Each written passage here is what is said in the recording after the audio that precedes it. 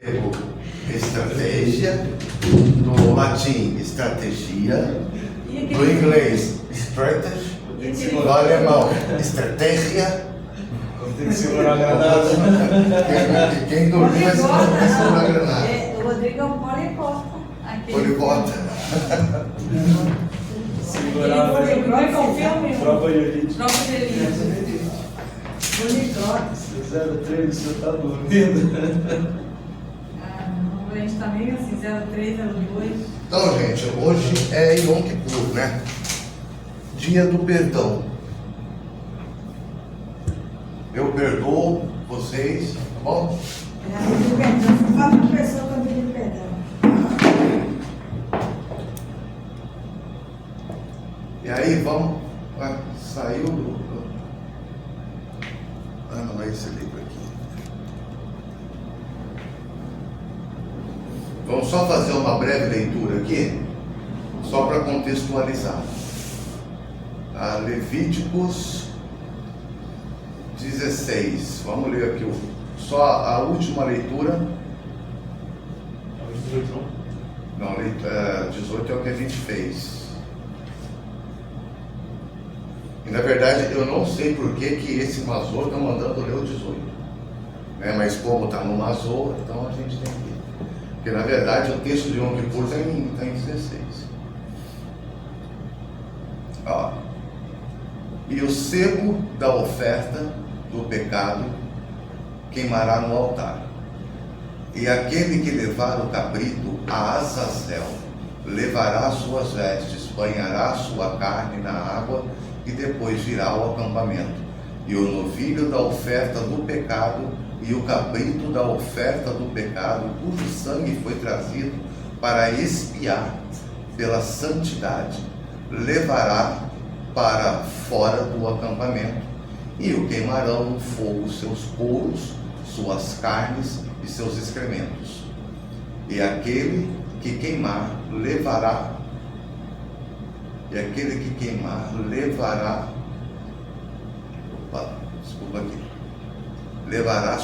lavará suas vestes, banhará sua carne na água e depois virá ao acampamento.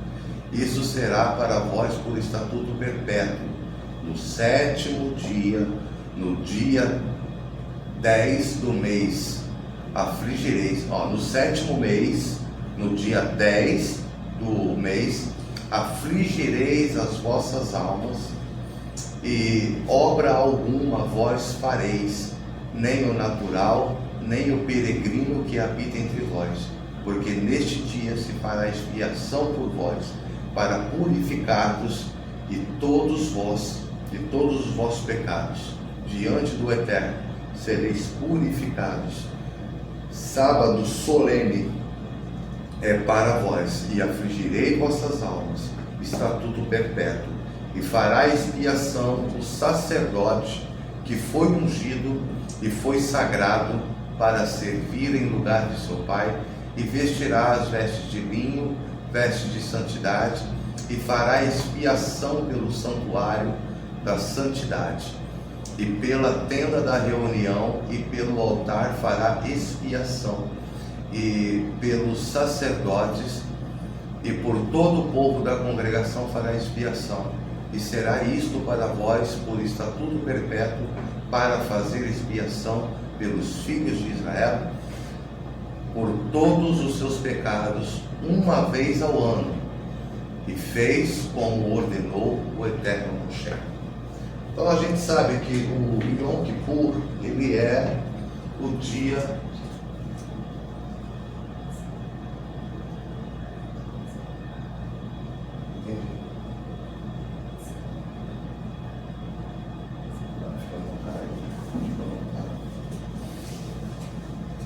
Então o que acontece? O Yom Kippur é o dia mais sagrado do mês cabalístico, do calendário judaico, o ano cabalístico. Por quê? Porque é um dia de perdão. Mas espera aí, por que eu preciso então afligir a minha alma e me abster de comer, de beber, de fazer sacrifício para poder ser perdoado por Deus? né? Será que se um simples arrependimento, porque vários textos do Taná diz que o Eterno não quer sacrifício, né? O próprio rei Davi falou: sacrifícios e oferta não quiseste, mas um coração contrito. Então por quê? O Eterno, ele não se contenta com um coração contrito, ele precisa de sacrifício. Por quê? Porque o sacrifício que nós fazemos não é para o Eterno. A gente precisa entender que é para o Eterno porque ele é a finalidade da coisa. Mas ninguém aqui se sacrifica pelo Eterno. Todo sacrifício que você faz visando algum interesse para você mesmo. Então não é para ele. Você faz esse seu sacrifício a fim de que pelo seu sacrifício você possa então se ver como digno de receber alguma coisa do Eterno. Mas não é porque o Eterno precisa do seu sacrifício. Está entendendo? Você é que precisa ter a sua consciência, o conceito de mérito.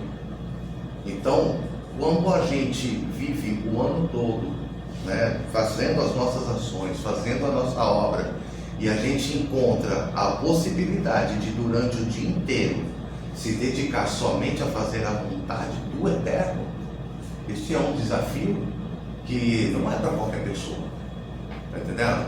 E não é, tipo assim, o Eterno ele não lida com corpo, ele lida com almas, né? O Eterno lida com almas. A tua alma come, a tua alma bebe, tá entendendo? A tua alma se vale de algum trabalho deste mundo para poder subsistir?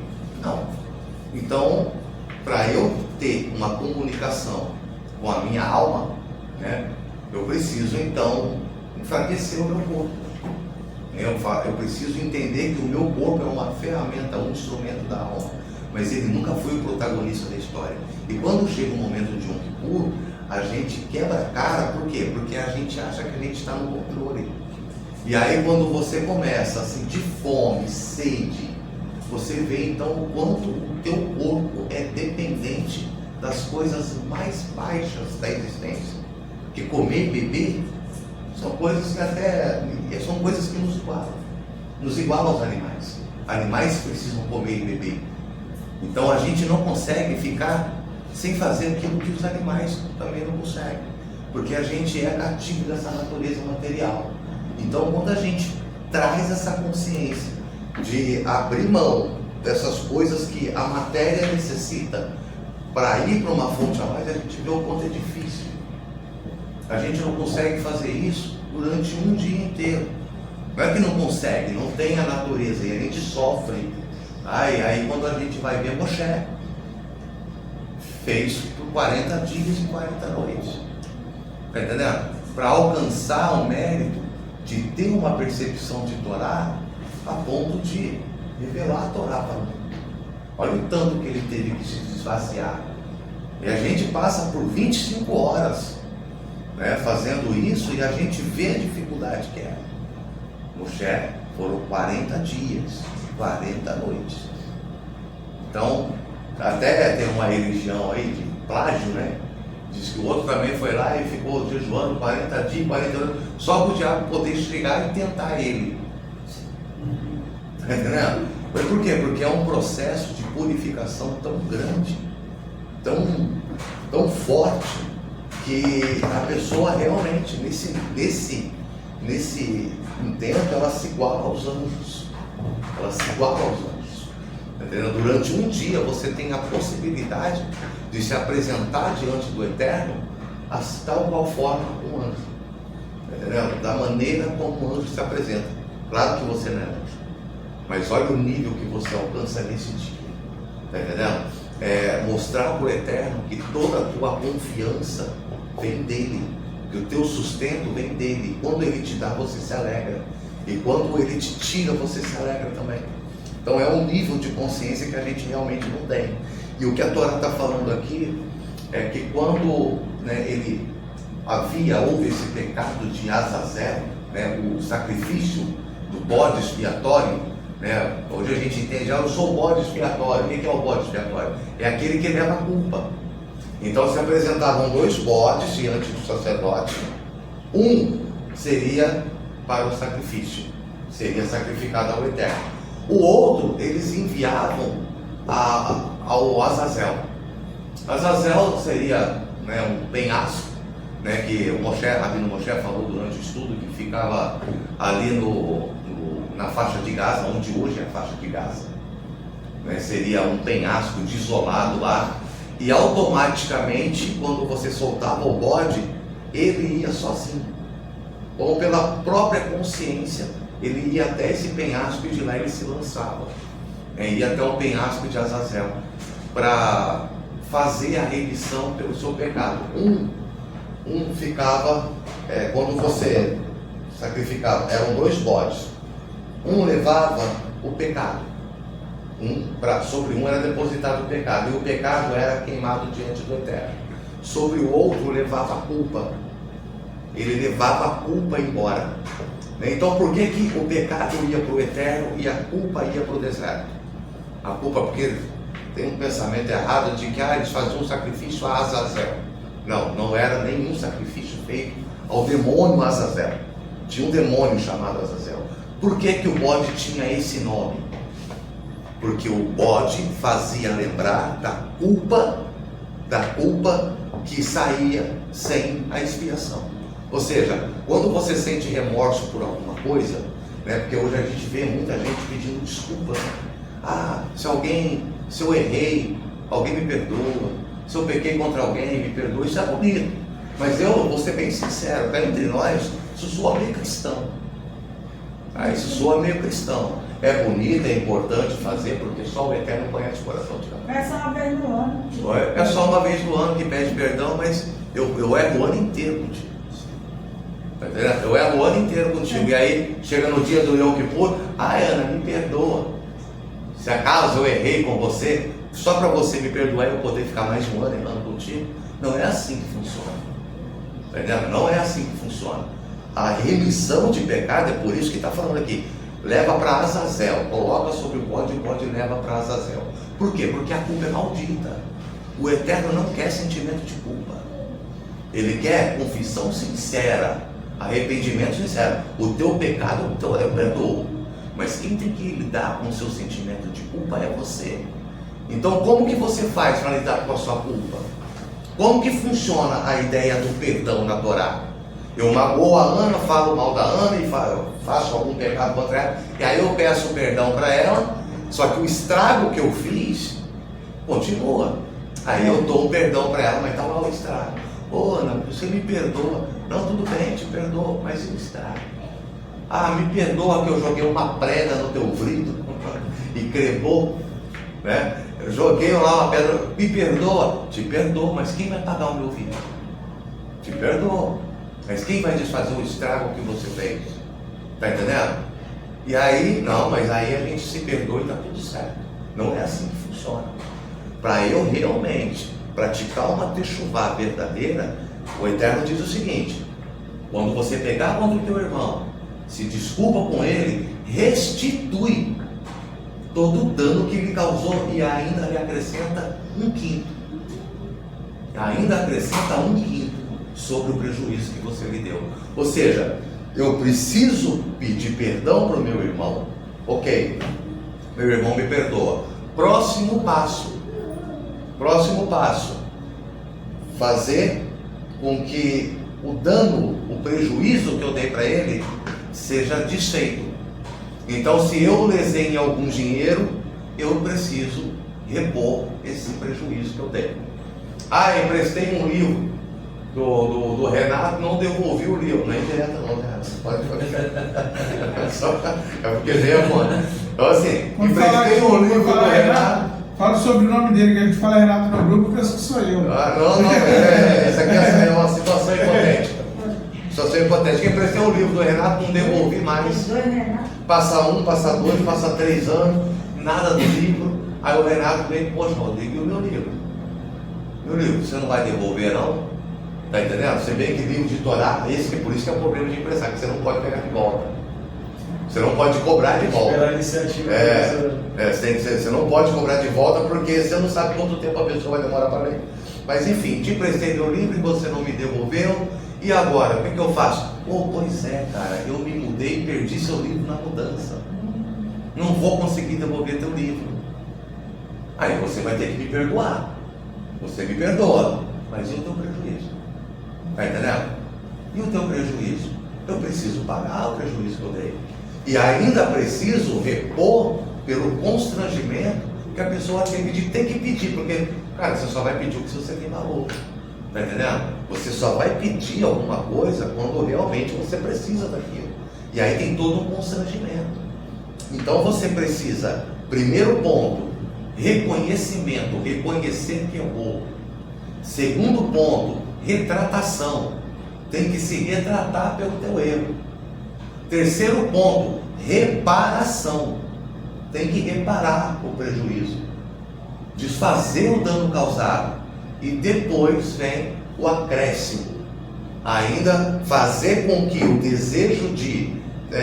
qual é a palavra aqui? Não é reparação, é conversão. É outra palavra, depois eu confiro. Enfim, você tem que fazer com que aquele sentimento de desconforto e de frustração que você causou no outro quando pecou com ele, seja convertido em um sentimento de contentamento. A pessoa te aprecia, a pessoa, ela estava com raiva de você, e a partir da tua atitude, ela passa então a te apreciar, ela passa então a te admirar. Caramba, essa pessoa errou comigo, mas a atitude que ela teve foi de uma grandeza. Ele me valorizou, me pediu perdão, reconheceu que errou e ainda fez com que eu me sentisse especial. Está entendendo? Realmente ele sentiu-se mal pelo pecado que fez contra mim. Então, assim, aquele sentimento que você gerou com o teu pedido genuíno de perdão, cumprindo esses 4 fatores, deu glória ao Eterno. Por quê? Porque é assim que o Eterno ensina. E você fez de acordo com o que o Eterno... Então, aquilo, em vez de uma frustração, se tornou um aprendizado. Você aprendeu com aquilo. A pessoa com a qual você errou, aprendeu com aquilo. Ambos se desenvolveram, se tornaram pessoas melhores naquilo que um errou contra o outro. Era para ser um erro, era para ter acontecido uma tragédia ou um rompimento, mas não. Você teve a humildade de reconhecer o erro, se retratar pelo erro, reparar o prejuízo e ainda converter aquela situação negativa em algo positivo. Olha o aprendizado maravilhoso. Então, de repente, nem era uma amizade tão fixa, mas a partir de uma atitude dessa, aquela amizade se fortalece. Está entendendo? E se torna um louvor. Aí sim, aí eu posso chegar no dia do Yom Kippur e pedir perdão para o Eterno. Por quê? Porque todas as pessoas com as quais eu errei, imediatamente eu fui me consertando. Está entendendo? Não devo nada para o Valdeci, não devo nada para o Renato, não devo nada para o Eduardo. E se eu dever, me cobra, que de repente eu não devo, porque eu não sei. Não quer dizer que eu de fato não devo, é que eu não me lembro. Eu não posso ser falso contigo, inventar pecado que eu fiz contra ti, que minha consciência não me faz. De repente, uma boa conversa, a gente se lembra, e está tudo certo. Mas o dia do Yom Kippur é a tua alma e o Criador.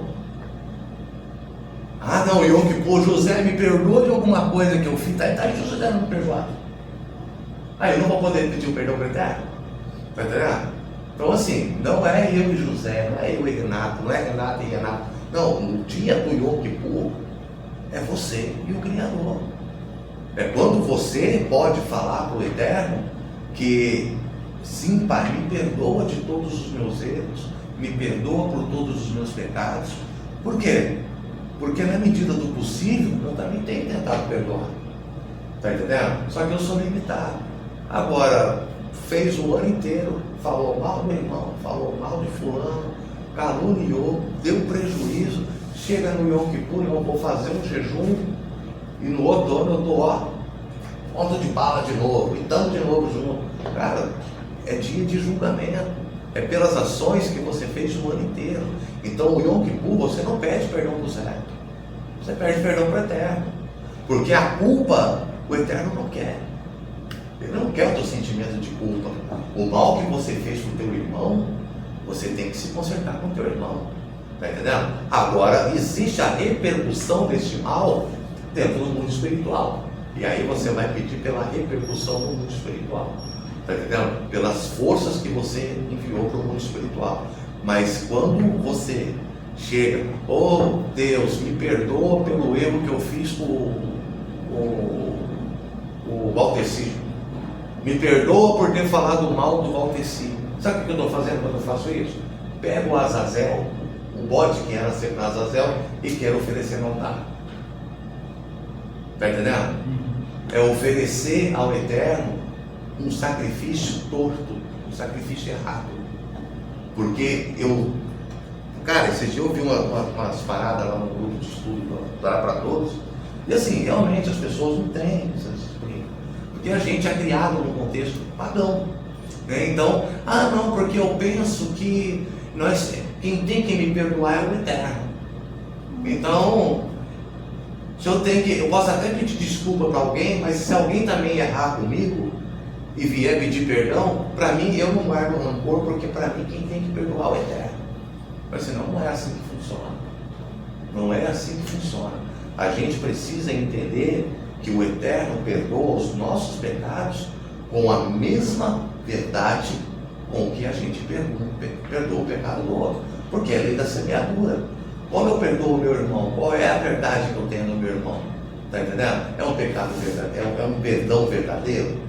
É um perdão realmente que produz fruto de arrependimento? Ora, então eu vou receber um perdão verdadeiro. Mas o perdão é superficial? Se o meu perdão que eu dou é um perdão superficial, o meu pedido de perdão também vai ser superficial. Tá vendo? Então, assim como o Yom Kippur, o dia do perdão, é nos primeiros dias do ano, o nosso pedido de perdão é eterno, como se fosse o primeiro passo.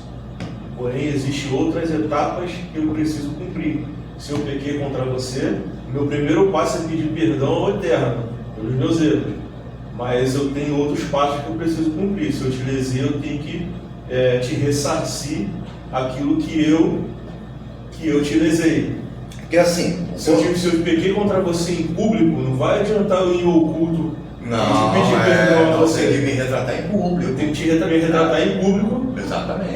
Se Se você fez com que me envergonhar em público, se você me envergonhou em público, eu vou ficar envergonhado.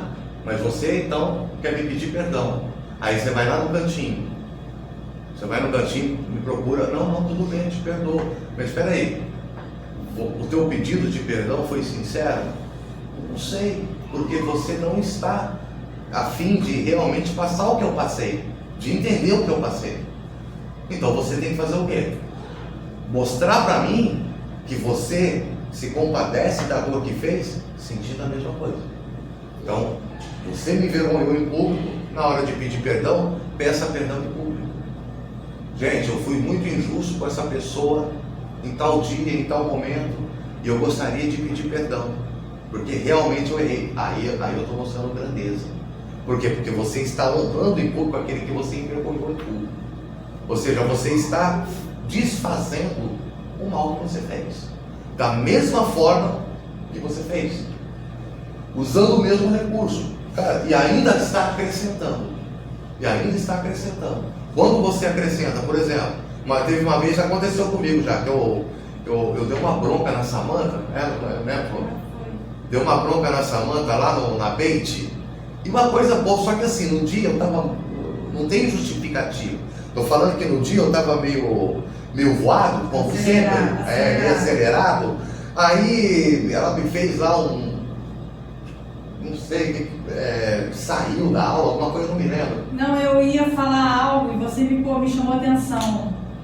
Eu ia acrescentar algo na aula e daí você me chamou a atenção na aula.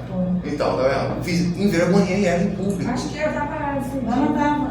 Então você lembra então que você guarda mágoa? Você lembra porque você guarda? Você lembra porque guarda? Não, então assim, fiz algo totalmente errado, impulsivo. errado. Então, assim, eu vi que ela mudou o semblante na hora e tá. E assim, mulher sente mais do que diferente do homem. Não foi a minha intenção envergonhar ela. Eu só estava no meio de um raciocínio que quando ela interrompeu, se eu paro, eu interrompo o raciocínio. Aí eu ia ter que deixar ela falar, e ela não gosta de falar pouco, ia deixar ela falar, e aí depois ia ter que recompor todo o raciocínio que eu estava falando. Tá entendendo? Então, agir de uma forma meio que brusca. Não, agora não, deixa eu terminar. É porque eu sou homem, eu sou bruto, sou da roça. Não, eu assim não tô tá ótimo. Eu não estou na intenção de bajular ninguém e também não estou na intenção de desagradar. Não é intenção, simplesmente vai saindo do jeito que suar, suou, não tem como voltar para trás. Mas é um erro.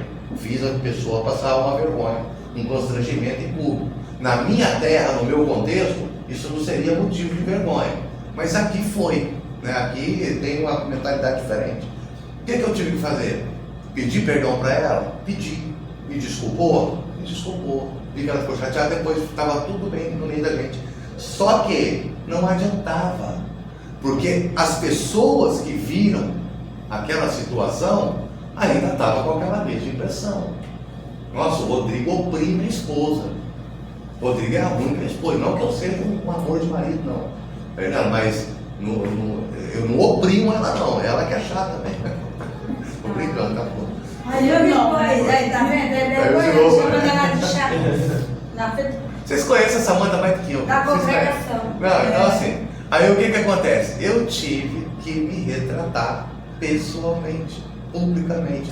Não é porque eu estou fazendo o que é certo, olha como o Rodrigo é maravilhoso. Não, é porque se eu não fizer isso, qualquer pedido de desculpa é falso, é superficial. Por quê? Porque tem gente que eu vejo me pedindo desculpa, na verdade, ele só está procurando, querendo um aval para poder repetir de novo. Tudo do mesmo jeito. Tá entendendo? Às vezes a pessoa quer pedir perdão e realmente ela se toca, poxa, eu não poderia ter feito e não quer fazer de Mas novo. existem critérios. Eu só vou saber se o pedido de desculpa é verdadeiro se ele vier com a mesma intensidade com que veio ele. Tá entendendo? Porque de boa intenção o inferno está cheio. Não é a questão aqui, não é a intenção em si, mas o resultado da ação. Tá entendendo? Porque uma boa intenção, de repente, um bem intencionado, eu posso fazer um grande erro. Porque a intenção, ela precisa vir acompanhada de uma sabedoria. Tá entendendo? Precisa vir acompanhado de uma boa técnica, de um bom conhecimento. E a Torá, ela está te orientando assim. Esse é o pedido de perdão verdadeiro. Está entendendo? Reconhece que errou, se retrata, desfaz o mal e ainda acrescenta. Aí o teu perdão foi verdadeiro. Fora disso, é solenidade, é convenção. Está entendendo? E não, claro que a pessoa pode fazer sem esse conhecimento de uma forma verdadeira, de uma forma honesta, de uma forma sincera, mas não vai gerar os resultados legítimos, que é o quê? O temor pelo pecado. Eu preciso temer pecar de novo. E para eu temer pecar, eu preciso sofrer o dano, preciso sofrer a consequência. Não posso falar mal de uma pessoa, dissimilar contra uma pessoa, fazê-la chonrar, depois ver que deu ruim, né? Deu ruim o que eu falo, aí eu chego para a pessoa ficou sabendo que o Rodrigo falou tal coisa, fica chateado comigo, aí eu vou lá e peço perdão para a pessoa. Na verdade é só para ficar de boa com ela. Mas o pecado que eu fiz, a calúnia que eu fiz, eu vou chegar em um por um daqueles que eu caluniei e falar que eu menti, que foi por inveja? Não vou fazer isso, tá entendendo? Então é melhor que não se faça a calúnia. Porque quando você vai desfazer um pecado de calúnia, você passa a ser pior do que aquele que você caluniou. Tá entendendo? Porque quando vamos supor, eu falo aqui pro Valteci, não tem ninguém aqui, eu falo aqui pro Renato e falo pro Renato, pro Eduardo e pro Renato. Pro Eduardo e pro Renato. Chega aqui e fala, ó, o Valteci é xarope. Valteci, eu vi o Valteci mexendo ali na carteira do fulano. Tô caluniando. Beleza. O que é xarope? Quem no Rio não sabe o que é xarope mesmo. Nós só até fala que é xarope. Xarope é a pessoa, tipo o Rodrigo. Ah, é xarope. É inconveniente. Xarope. Tipo assim, pessoa meio que não liga muito para as etiquetas. É um xarope. A pessoa tiver que dar uma patada em você, dá, não tá nem aí. É o Rodrigo mesmo. É. Então assim, são pessoas. Então aí eu vou lá e faço uma calúnia aqui, faço uma difamação. Só que é o seguinte, de repente acontece que o Renato está ali atrás, ele esqueceu que ele não trouxe um determinado dinheiro. E aí ele vai ver o dinheiro, e como eu já falei para todo mundo que eu vi o Valtestir mexendo, tá entendendo? É terrível, gente. E aí todo mundo vai pensar que ele roubou. É verdade. E vai sair falando. E ele vai se encontrar com outra pessoa, que conhece outra pessoa, gente que eu nunca vi vai estar sabendo do que saiu da minha boca aqui. Isso vai se espalhar. E aí, de repente, acontece algo que, por causa disso, ele perde o emprego. Tá entendendo? O cara perde o emprego. Não porque falaram que ele tem o hábito de roubar. O cara nunca meteu a mão em nada de ninguém. Mas eu, de repente, para esconder o meu próprio roubo, jogo para o outro. E aí uso da minha credibilidade para prejudicar o outro. E aí aí ele passa a ser algo que ele nunca foi. E ele vai sofrer uma penalidade por isso. E aí eu reconheço que foi por causa do que eu fiz. Tá entendendo? Que foi por causa do que eu fiz. E agora? Se eu difamei o outro de ser ladrão, como é que eu vou me perdoar? Como é que eu vou receber o perdão da forma como a Torá, dentro do critério da Torá, sem que eu me torne pior que o ladrão? Então, a ideia aqui não é para que você realmente precise fazer esses critérios, é para que você não pegue com o teu irmão, para que você não erre com o teu irmão. Por quê? Se errar depois que errou, o processo de remissão ele é muito mais complicado do que o ato em si.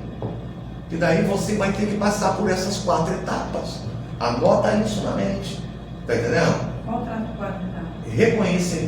Reconhecimento. Reconhecer que errou. A retratação, pedir desculpa. Se envergonhou a pessoa em público, peça desculpa em público. Se magoei a minha esposa em casa, peço perdão para minha esposa em casa. Minha esposa me magoou, pede perdão para mim. Está entendendo? Desculpa, mas não para por aí. Tem mais 2 passos. Está entendendo? Que é, qual que eu falei? Falei reconhecimento, retratação, reparar. Reparar os danos. Tem que indenizar. Está entendendo? Exatamente. Então essa reparação, essa indenização visa o quê? Restabelecer a ordem natural que havia antes do pecado. Restabelecer a ordem antes da queda. Então qual era a impressão que a pessoa tinha de mim antes de eu fazer uma sacanagem com ela? Eu preciso resgatar isso. Olha a dificuldade que é. Eu preciso resgatar isso. Mesmo depois que eu nunca mais é a mesma coisa. Vai ter que dar um jeito. Você vai ter que mostrar para a pessoa que você é a mesma pessoa de antes, mas que cometeu um erro. E para isso você precisa mostrar para a pessoa que o teu arrependimento é sincero. Muitas vezes você tem que baixar a cabeça realmente para a pessoa. Tá entendendo? E se colocar abaixo da pessoa, isso é uma pancada no ego. Ego não aceita ficar debaixo de ninguém. E ainda você tem que acrescentar mais um quinto. Tá entendendo?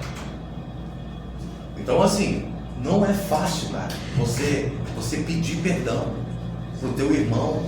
Não é uma solenidade aqui que você vem aqui, pede desculpa e tal. E às vezes tem gente que nunca nem errou comigo. Olha, você não errei, desculpa. Mas também não é verdadeiro porque sabe que não errou.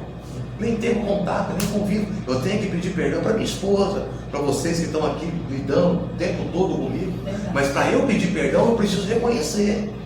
Porque às vezes o meu jeito de falar, minha consciência não me acusa de que certas coisas são erro e que para vocês pode ser. Cara, eu acho que o Rodrigo não devia falar daquele jeito.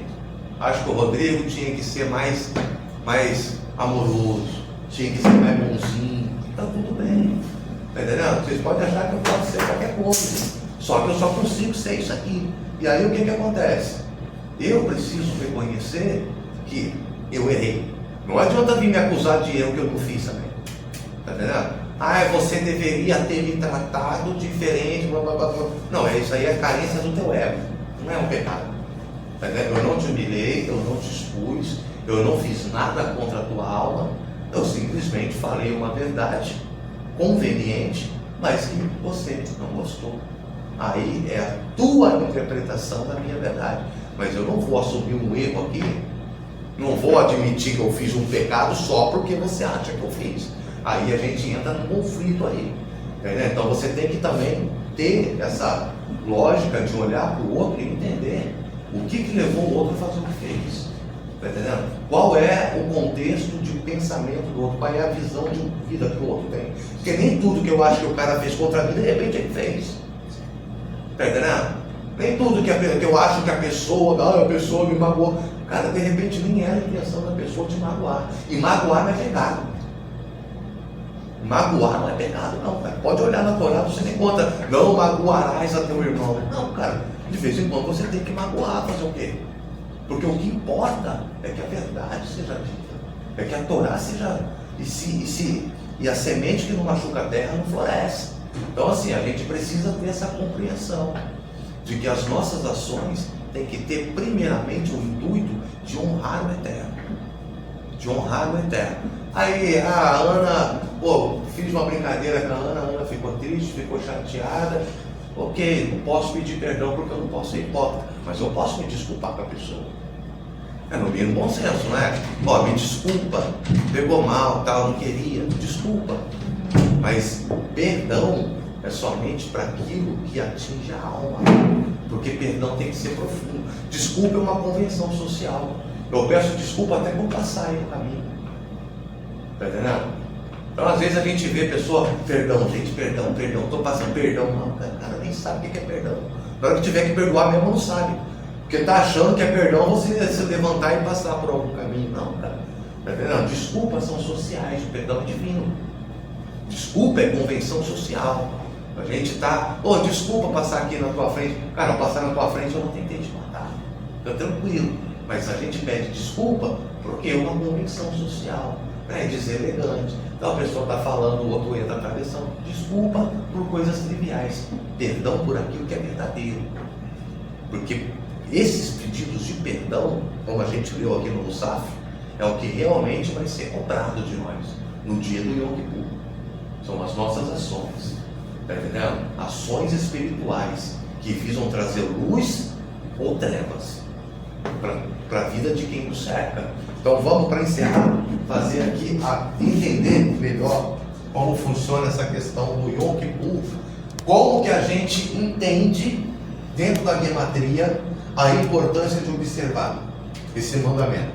Então nós temos aqui o Yud, o Vav e o Mensofit. Então a gente vai usar esse padrão aqui, tá? Onde as letras Sofit também tem um valor numérico. Isso aqui é um nível mais complicado de gematria, mas é um nível cabalístico, tá? Então, porque geralmente as pessoas elas pegam o mesmo valor numérico, né, do Raf, por exemplo, também colocam o mesmo valor numérico da letra comum. Então eles atribuem a letra Sofit o mesmo valor. Só que tem esse modelo de gematria aqui que ele é mais complexo. Ele pega as letras Sofit e coloca uma continuidade para ir, então, o valor até 900. Então vamos adotar esse modo aqui e ver como funciona. Porque aqui seria 56 na gematria básica, seria o número 56. Hoje a gente vai estender um pouco mais aqui. Então, Yud é 10, o Vav é 600, o Vav é 6 e o Mensofit 600. Então nós temos o que aqui? 616. Olha só.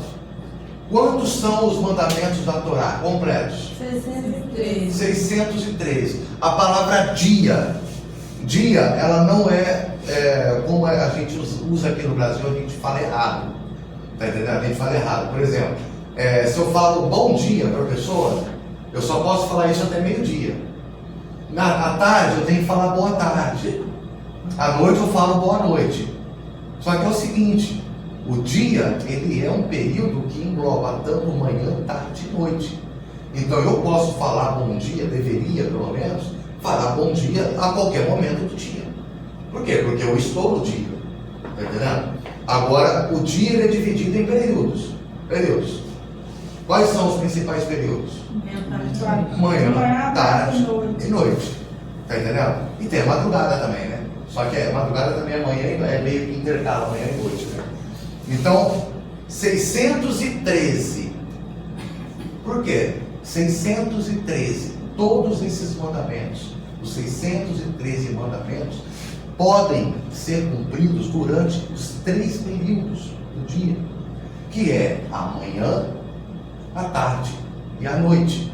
Por isso que no hebraico, manhã é boker, boker tov, a tarde erev tov, ou mitzrayim tov, mas o mais comum é erev tov, né? E a noite, laila tov.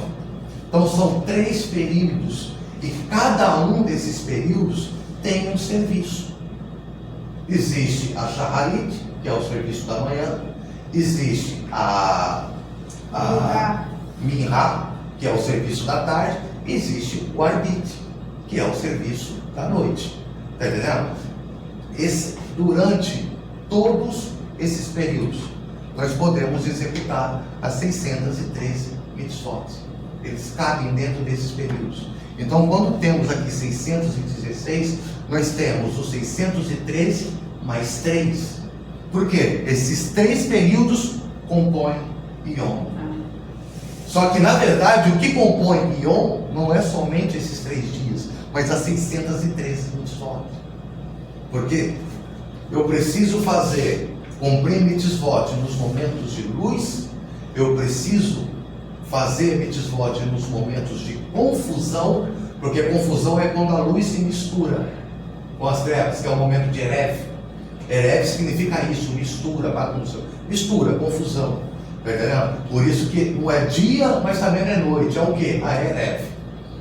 Né? Então, nesses momentos de mistura e também no momento de escuridão, os momentos de trevas, são momentos que também cabem praticar a mitzvah, cumprir os mandamentos. Então, durante o dia, eu tenho 3 oportunidades para cumprir as 613 mitzvot. Não significa que eu vou cumprir as 603 num dia só, mas dentro desses períodos, eu tenho acesso, eu tenho oportunidade de cumprir as 613. Qualquer uma das 603. Porque se eu coloco a menos, eu vou ter que faltar uma. Então é melhor colocar mais. Está entendendo? Por quê? Porque sem esses períodos, eu não consigo cumprir mitzvah. Correto? Então o que é o dia? O dia são 3 oportunidades de você cumprir os mandamentos. Esse é o dia pela ótica da Torá. E aqui o dia do perdão, Yom Kippur. Então vamos fazer a soma. O que significa Yom? Yom é dia. Ah, tá. Yom Kippur é perdão. Ou perdão, ou expiação. Aí, Yom. Desculpa, mas na Paraxá eu não entendi. Por que tinha que assim, jogar o bode lá do penhasco? Assim? Tá. O que acontece? Iam 2 bodes. Um seria sacrificado para o Eterno. O outro seria levado para Azazel. Azazel era um lugar que hoje, onde é a faixa de Gaza, é um penhasco lá onde se joga. O bode que seria sacrificado ao Eterno representa o pecado. Tá entendendo? O outro bode representa a culpa. Então, um é o erro, o outro é a culpa. Quando o seu pecado ele é perdoado pelo Eterno, o que acontece com a culpa? Fica? Não, a culpa vai Vai embora. embora. Tu falou fica? Você está na minha obra. Entendeu? Por isso que então, só que você é que tem que lidar com essa culpa. Tá entendendo? A culpa é de responsabilidade tua. Por isso que a gente trouxe aqui a ideia de você não somente pedir desculpa, pedir perdão para a pessoa, mas reparar os seus erros. Esse é o caminho da Teshuvá completa.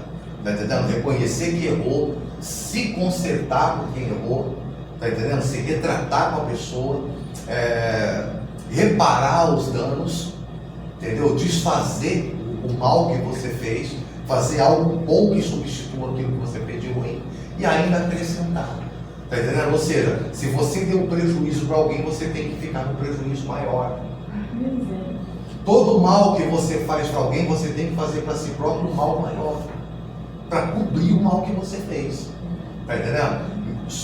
Então, isso é a culpa. E é por isso que a gente nunca consegue realmente ter uma plenitude, né, espiritual. Por quê? Porque o tempo todo a gente está com alguma dívida.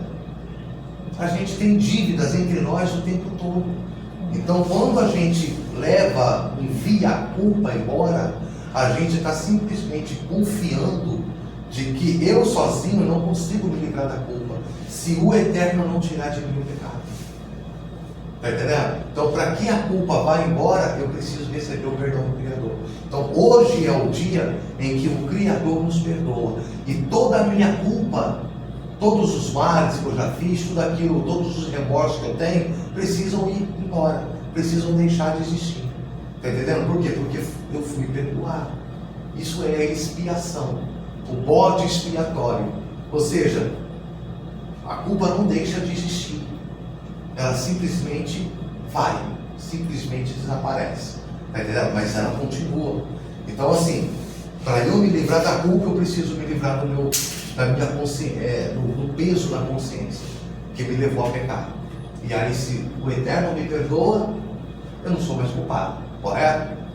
Mas será que realmente o meu pedido, porque eu posso fingir que peço uma desculpa aqui para o meu irmão, pedir um perdãozinho básico aqui, que nem as pessoas andam fazendo e tal, me perdoa, se eu errei, me perdoa, tá, é bonito e tal, mas peraí, será que diante do Eterno isso passa? Tá entendendo? Porque o Eterno, ele conhece o coração, ele sabe, e é por isso que ele pede um sacrifício. Hoje nós não temos mais um bode, um cordeiro para sacrificar. O que nós temos? O nosso corpo.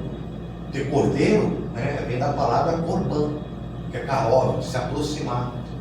É uma aproximação do Eterno. Então, quando a gente faz esse ritual, esse jejum, não é para a gente ficar mais espiritualizado. Isso é um mito. Eu vou ficar mais, eu vou ficar mais elevado depois do Yom Kippur. Mas então não é para o Eterno que eu estou fazendo. Estou fazendo para alcançar uma elevação maior? Não. Eu estou fazendo para que eu sinta a miséria dos meus pecados. É dia de julgamento. Então eu preciso sentir dor para cobrir as dores que eu já causei. Eu preciso sentir sofrimento, preciso sentir fome. Está entendendo? Preciso sentir sede, preciso sentir miséria, afligir a minha alma. Por quê? Porque eu causei aflições em algum momento da minha vida. Eu afligi alguém, eu errei contra alguém. Em algum momento da minha vida eu passei por algum mendigo que estava com fome e não deu mais de sedacar. Eu causei fome naquela pessoa. Em algum momento da vida eu não quis dar uma água para uma pessoa que estava com sede. Eu preciso sentir isso. E é assim que o Eterno vai receber o meu perdão, o meu desejo de perdão. Quando eu tenho consciência do mal que eu faço. Porque se eu não fosse mal, eu não precisaria estar aqui. Não precisaria estar sofrendo de fome. Porque os anjos não comem, não bebem e também não sentem fome. Está entendendo? Então a ideia, você entendeu? Então a ideia é justamente você receber o perdão pelos seus pecados, ao mesmo tempo em que você reconhece que é culpada de fato por eles. Entendeu? Aí, entrando aqui, o CAF ele equivale a 20. 20 mais 10 do Yud, 30. Mais 80? 110. 110. Mais 316. Oi? 316. Não, aí você está dando a soma completa já, né? Relaxa, vamos chegar Desculpa, lá. acabei de Espera o coleguinha. Espera o coleguinha. Aí aqui nós temos o VAV, da quanto? Da 116. E mais o Reish, Do 316. 316. E aí? 17 16 aqui e 16 ali. Tá entendendo? E aí o que acontece? Aqui é 600, aqui é 300. E agora? E agora? Tá entendendo? E agora, José? E agora? São praticamente os mesmos valores, mas você vê que o dia aqui, ele se reduz a metade do que é. Tá entendendo? Esses três aqui, ó, 316, eu estava até com o texto na cabeça aqui. 316. Olha só, se eu pego 16 mais 16, 32. Quantos são os caminhos da sabedoria? 32. 32 caminhos da sabedoria, correto. Se eu pego, olha só, vamos fazer a soma aqui. 3 mais 1 mais 6. 10. 10. 10 é o quê? Na Torá. Perfeição. 10 é? Perfeição que as meninas falaram. Eu não, falei nada. Eu falei. Era 10 é a perfeição, perfeição do Criador. São os 10 mandamentos, são as 10 sefirot. Não é isso? O 10 é a revelação do Criador. O Criador ele se revela em 3 faces, em 10 faces, 10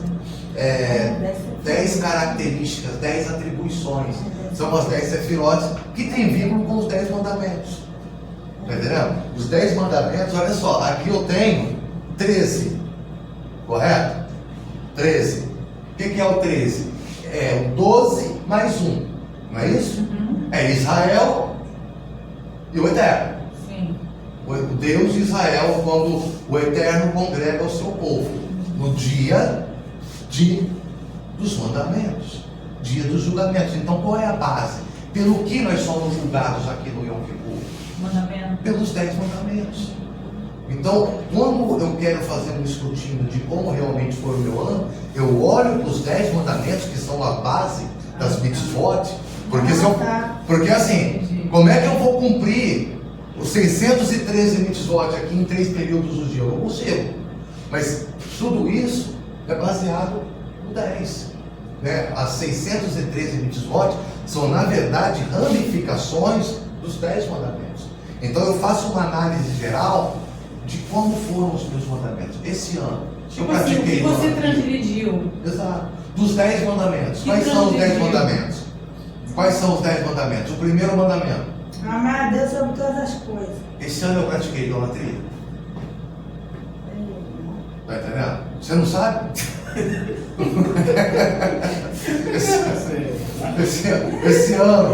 Esse ano eu tive atitudes que expressam realmente o meu amor por Deus. Eu fui presente na minha comunidade de estudo, eu ajudei, eu estive junto, eu pude ter ações que demonstram o meu amor a Deus durante o decorrer desse ano. Ora, estou fazendo um escrutínio aqui interno. Tá entendendo? E aí o segundo mandamento, qual é? Não farás para ti imagem de É escultura. semelhança alguma do que há no céu em cima da terra. Neste ano, eu dei mais valor a qualquer outra pessoa ou coisa do que ao Eterno. Tá entendendo? Eu fiz com que alguma coisa, algum ídolo, algum interesse ou alguma paixão minha me impedisse de oferecer um serviço ao Eterno. Tipo, eu não fui na Beit porque ia ser jogo do Vasco. Chorou. Não, eu estou falando de coisas simples. Tá entendendo? Falando de coisas simples. Eu não fui lá, eu não fui na reunião, eu não estudei Torá porque, cara, vai passar um filme hoje no tela quente. Então hoje não vai dar para dar um estudo. Tá entendendo? Sabe, eu coloquei alguma coisa acima do Eterno. Eu criei alguma imagem, algum ídolo que me impedisse de me conectar com o Eterno. São reflexões. Qual que é o terceiro mandamento? Não blasfemar. Não blasfemar contra a terra. Como foram as minhas falas? Sabia que a Lachonara que eu faço sobre o irmão também é um tipo de blasfêmia contra o irmão. Eu estou profanando a imagem da criação dele. Então, assim, como é que foi a minha boca durante esse ano?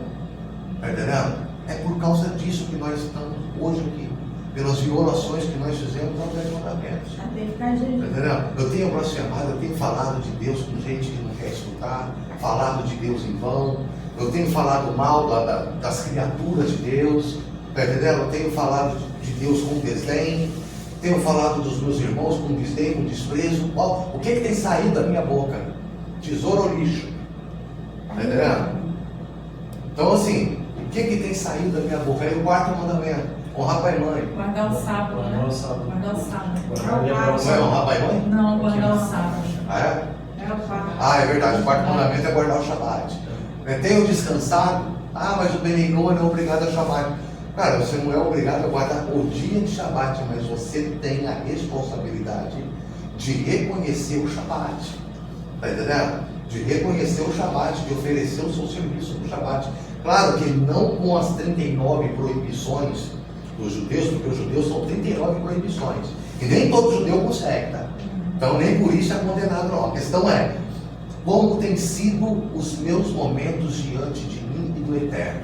Por exemplo, um momento que eu chego em casa e tenho a minha leitura é um Shabat. É um momento de Shabat.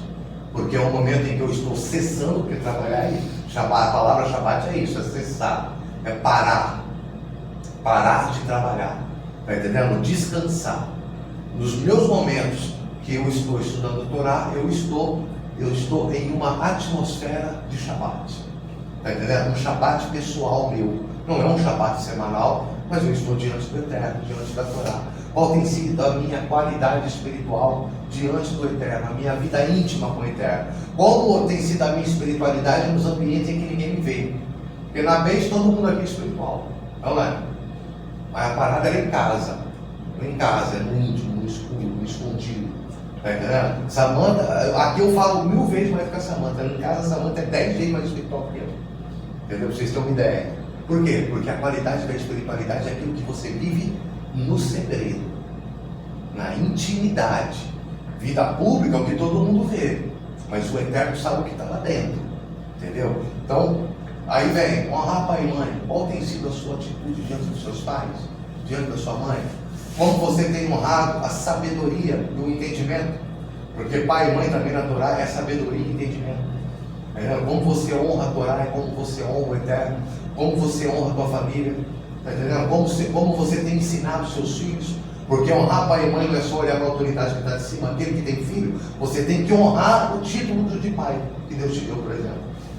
Então, como você honra pai e mãe? Quando você, como pai, honra a missão que Deus te deu como pai. Entendeu? Isso é honrar pai. Quando você, como mulher, quando você honra a missão que Deus te deu como mãe, isso é honrar a mãe. Entendeu? Não é só honrar os nossos pais, mas honrar o título que o Eterno nos deu. E nós honramos os nossos pais sendo bons pais também. Está entendendo? Então, são coisas que a gente tem que colocar na nossa mente e trazer para a introspecção, refletir a respeito. Tá entendendo? E depois vem, não matarás, não roubarás. Pega todas as ramificações desses mandamentos e avalia uma por uma. Isso é isso que a gente faz no Yom Kippur. Olhar para isso e refletir e ver o que está errado, o que precisa melhorar. Não cobiçar as coisas dos outros. Tá entendendo? Vai indo. Chegou 10 mandamentos. Está aqui. Você fez o teu Yom Kippur. Se arrependeu porque você pecou. Querendo ou não. Entendeu? Sabendo ou não, você pecou. Você pecou. Tem erros conscientes e pecados inconscientes. Pecados que você tem consciência, que você sabe, que você se lembra, e pecados que você não tem nem ideia. Você peca até dormindo. A gente peca até dormindo. Por quê? Pecados inconscientes. Desde que você não tem domínio. Só que você precisa reconhecer que eles estão aí e que esses pecados inconscientes são as raízes dos pecados conscientes. Então, se você trata desses pecados inconscientes que estão implantados lá no teu subconsciente, que é a raiz das tuas ações aqui, você consegue um melhor êxito de lidar com as suas ações. Trabalhando o seu psicológico, trabalhando o teu intelecto, lidando com traumas, tá entendendo? Enfrentando questões mal resolvidas do passado. É aqui que você vai começar a realmente mudar as ações. Tá entendendo? Quando você chega nesse mérito de poder converter né, um momento de aflição, de dor, de angústia, de fome, de necessidade, de humilhação, em transformação pessoal. Então, como o Eduardo falou mais cedo, quando você trabalha essa ideia do se esvaziar, tá entendendo? Isso é cientificamente muito positivo, tá entendendo? É espiritualmente mais positivo ainda, mas acima de tudo, isso é pessoalmente uma autorrenovação sua. É algo que todo mundo tem que ter uma experiência de fazer uma vez na vida, de oferecer um longo período de jejum, introspecção, reflexão, meditação, para quê? Para se purificar de todos os excessos que a gente vai acumulando, né? A gente precisa estudar muita Torá para ter conteúdo de Torá, porque a maioria das informações que a gente recebe o tempo todo são informações inúteis, informações seculares, informações irrelevantes para a tua espiritualidade. Eu, por exemplo, eu não quero saber o que está acontecendo na França, mas tem lá alguém querendo me falar. Eu abro o celular ali, fulano na favela, lá não sei aonde, deu tiro na cabeça de fulano, tá entendendo? Está tudo ali, informação, o tempo todo, em tempo real, e aí eu fico vulnerável a tudo isso. E aí quando eu vou estudar a Torá, eu só estudo 2 horas por semana, e na verdade nem é eu que estudo, eu só estudo o cara que estuda falando. Eu escuto o cara que estuda falando de Torá para mim 2 horas de semana. E aí sai falando para os outros, eu sei Torá. Tá entendendo? Não sabe. Não sabe, irmão. Por quê? Porque o conteúdo que a gente tem de Torá é muito pouco, é ínfimo, para lidar com todo o entulho de tecnologia, de informação que a gente recebe lá de fora. Tá entendendo? A gente tem muito pouca Torá para lidar com tudo que a gente recebe lá fora. Sabe?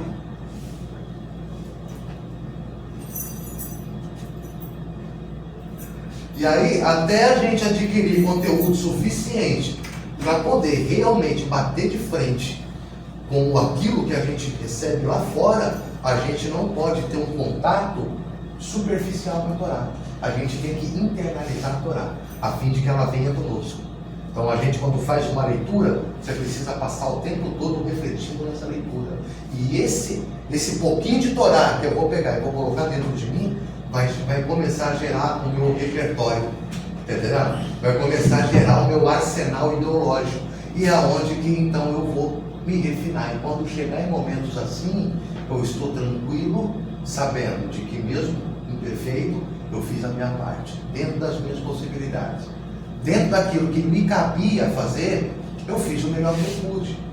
Mas se a gente perguntar aqui, todos fizeram o melhor que podia, ninguém pode levantar a mão. Eu não posso, você não pode, ninguém pode. Por quê? Porque seria muita prepotência a gente achar que fez tudo o que podia, se a gente não conseguiu chegar onde queria. Tá entendendo? Então assim, se você fez tudo que podia fazer, por que você não chegou onde queria? Por que você não chegou onde queria chegar? É porque você não fez. Porque a responsabilidade de fazer é tua, não é do Criador. O Criador, ele vai te dar a oportunidade de você poder se desenvolver, mas quem se desenvolve é você. Tá entendendo? Então, o Yom Kippur, ele traz essa consciência, né? A consciência de saber que eu sozinho, eu não posso, mas eu confio no Eterno e Ele vai me dar todo o recurso necessário para que eu possa me desenvolver. Contudo, Ele só vai me dar o recurso se eu estiver usando.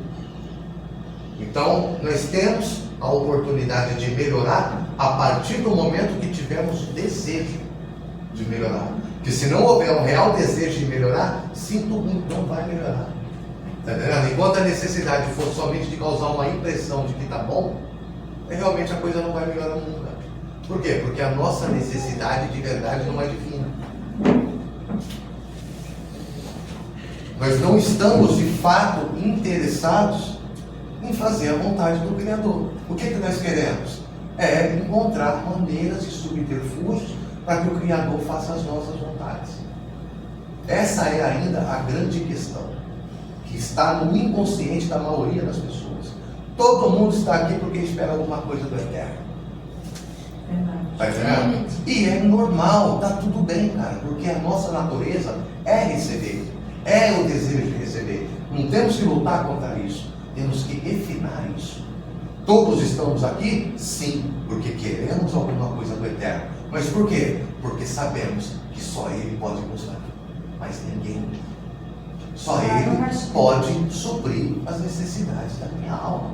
Eu quero que Ele me dê, porque eu só quero o que vier dele. Tá bom?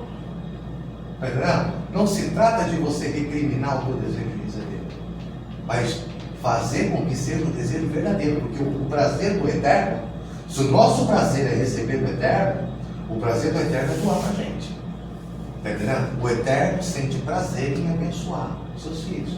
Só que, de vez em quando, tem gente que não entende, que pensam, na verdade, pode vir como surra, como pancada.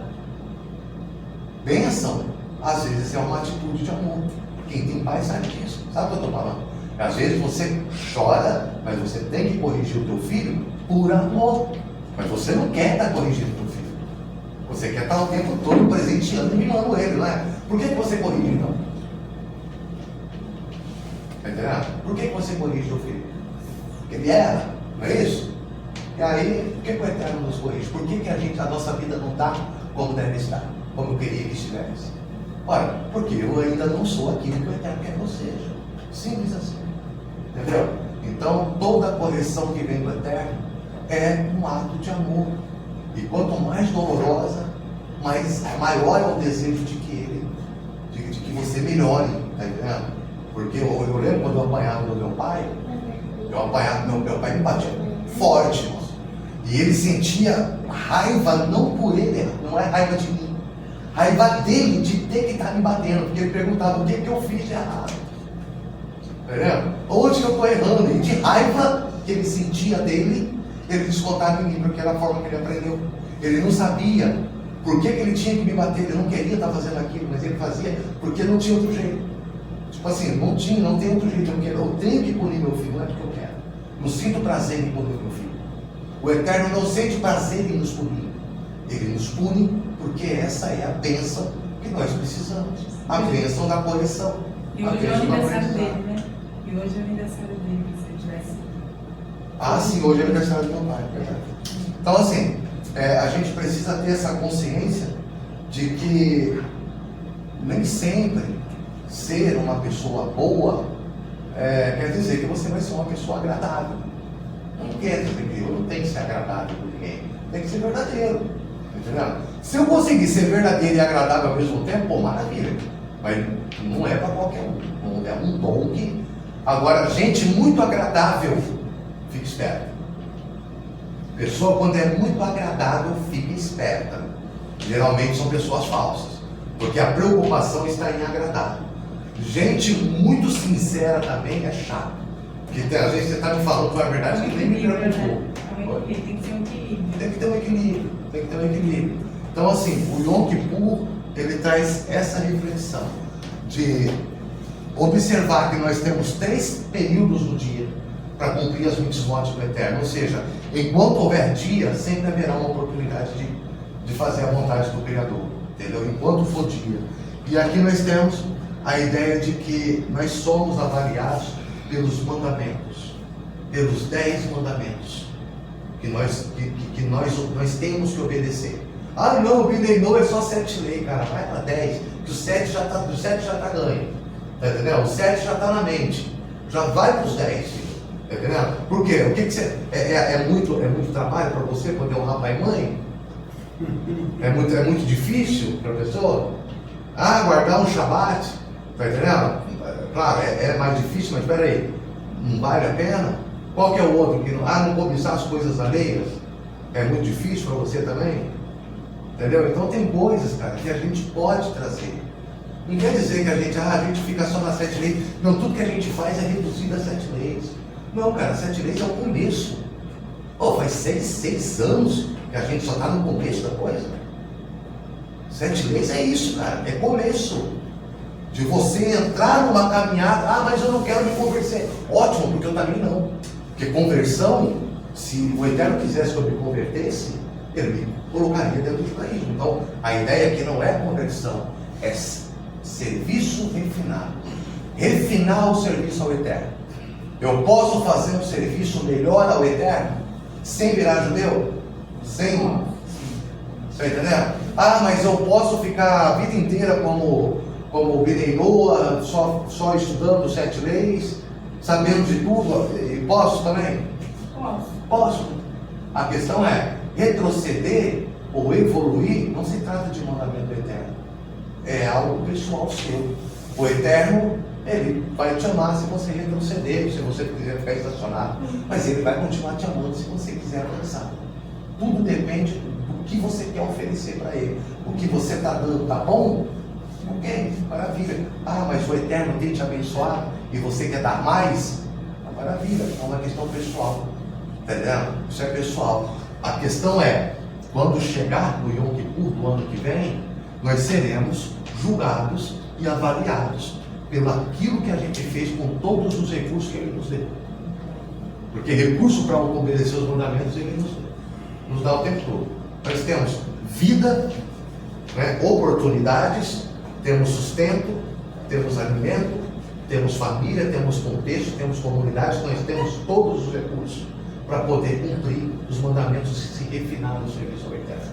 É o que a gente vai fazer com os nossos recursos que vai ser cobrado de nós naquele dia. Hoje nós estamos sendo cobrados por aquilo que a gente recebeu no ano passado.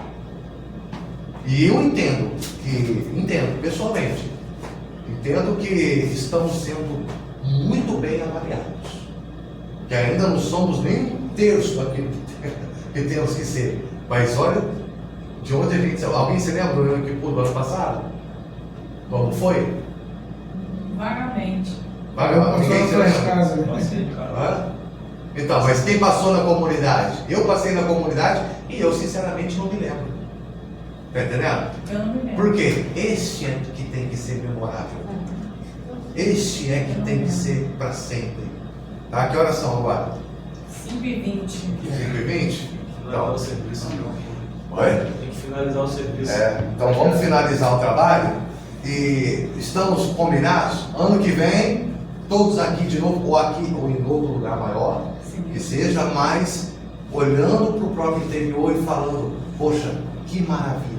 Não é chegar com medo diante do Eterno, aí que eu vou morrer, que Ele vai fechar, vai me decretar o meu ano de vida, não. É chegar com alegria e gratidão. Esse é o segredo de andar para frente. Aquele que é grato pelo que tem.